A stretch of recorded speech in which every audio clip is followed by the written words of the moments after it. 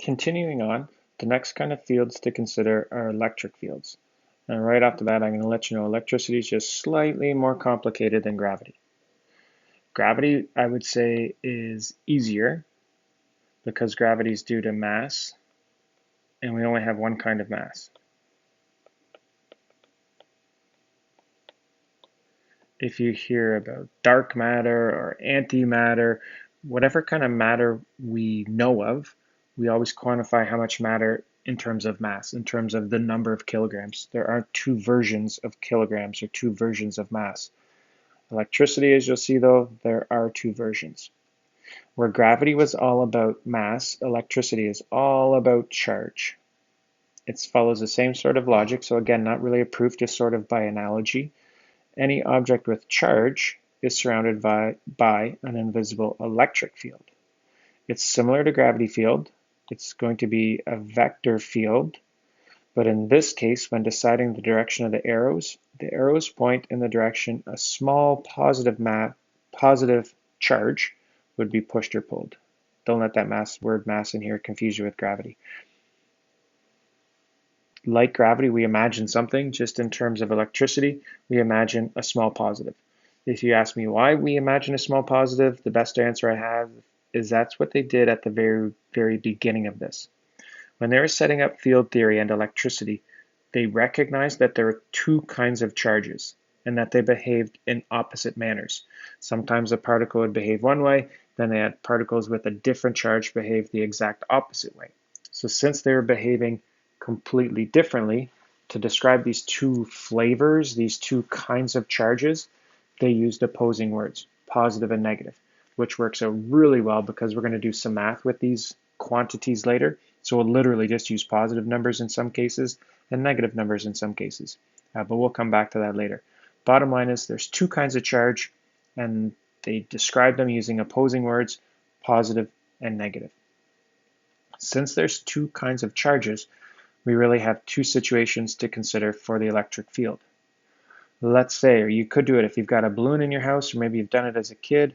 If you rub a balloon on your head, and grade 9 static electricity, electrostatic series, maybe as you rub the balloon on your head, electrons leave the balloon and go into your head. That means the balloon is going to become positively charged since it lost electrons. For electric field, we imagine, what if you took a little positive and put it kind of here? If you put a positive there, it's going to be repelled away. So we say the electric field will be pointing up. If we imagine a little positive over here, the electric field's pointing away. Positive down here, electric field's pointing away. Over here, electric field's pointing away. So kind of like we did with gravity, we imagine something, and what would be the push or pull on that imagined thing? For electric fields, we always imagine a small positive, because that's what they did historically, and we're just following the rules that they set up. Since a small positive is always going to be repelled from a positive object, we say that this vector field, the electric field around a positive, is a field of arrows pointing away from it. If we flip and think about a negative object, maybe you take the balloon and you rub it on your sweater, and grade 9 electrostatic series, the balloon steals a bunch of electrons out of your sweater so that the balloon becomes negatively charged. We do the exact same logic. Imagine a small positive. What's going to happen to it if we put it there? What's going to happen to a small positive there? What's going to happen there? What's going to happen to the small positive there? The law of electrostatics, opposites attract, similars repel. Maybe I should have said that sooner. Small positive would get attracted towards a negative. So no matter where we imagine a small positive, it's always going to get pulled into a negative. So what we get is electric fields a little bit more complicated because we have two kinds of charges. There's two directions. Electric fields always point away from positive charges and towards negative charges. It's a historic thing. Way back when they decided to imagine the electric field based on what it does to a small positive. That's just how they chose it. So we still do that today. So based on that initial setup of what the charge would do to a small positive, electric fields always point towards a negative and away from positive charges. Not by proof, but kind of by analogy. Here it kind of compares gravity to electricity. Gravity is all about mass. We're used to mass, capital M, little m. Units are going to be kilograms. It's been a while. Electricity is due to charge. The short form when we're talking about charge is the letter Q. We're going to use capital Q and lowercase q. The proper metric units for charge are the coulombs, capital C for short.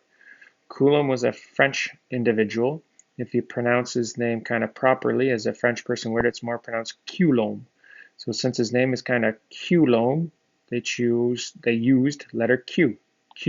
Coulomb. So letter Q for charge, and the units are, I'm going to call them coulombs. Gravity field is kind of boring. Since gravity is always attraction, gravity field always points towards the mass. Electric field is a little bit more confusing. Since there's two kinds of charge, we get two directions. Electric field always points away from a positive and towards a negative. Gravity fields, when we're in metric, are always going to have this G constant, this 6.67 times 10 to the negative 11 with the funny units. Similarly, electric equations are going to have a constant related to electric fields. Since electricity is completely different, it's a completely different constant. Out of boring, actually, because they were worried about capital E, we got E for energy, we're going to have E for electric field. They didn't want to call this letter E, so they called it K. If we're in air, K has got a value of 9 times 10 to the 9. When we come back to physics in grade 12, we're going to talk about this number a little bit more. Sometimes we're not in air. Sometimes we put like charges in water, or in the old days they used to use wax so that the charge wouldn't move around. If we had a different material, then the K value would change. But for us in grade 11, we're going to keep it easy. K is always going to be 9 times 10 to the 9. Okay, now, gravitational field, the short form was letter G. It's a vector, so I bolded it. G is always the constant times the mass divided by r squared. The electric equation is the same basic parameters, just the electric version. We're going to call it capital E for electric field, vector hat or bold. The constant times mass, but this time the constant is K, and instead of mass, it's Q, and then still divided by r squared. This here, KQ over r squared, it's kind of the electrical equivalent of our 9.8 number. It tells you the force that there would be on 1 full Newton. Force there would be on 1 full Coulomb. It's a vector. As we said, it always points away from positives and towards negatives. The logic for gravity was if we have two masses close enough together that their fields overlap, that triggers a force and stores energy, but we're leaving the energy out for now. The force is given by GMM over r squared. Electricity is the same, just we're going to sub in those other letters. The logic is if we have charges close enough together that their electric fields overlap, then that's going to trigger the electric force. Fe for electric force, the constant is K instead of G, and the properties instead of M and M, it's Q and Q. So we get KQQ divided by r squared. And what we learned in grade 9, opposites attract and similars repel. So we've got two new electricity equations. Electric field is KQQ over r squared with a particular direction.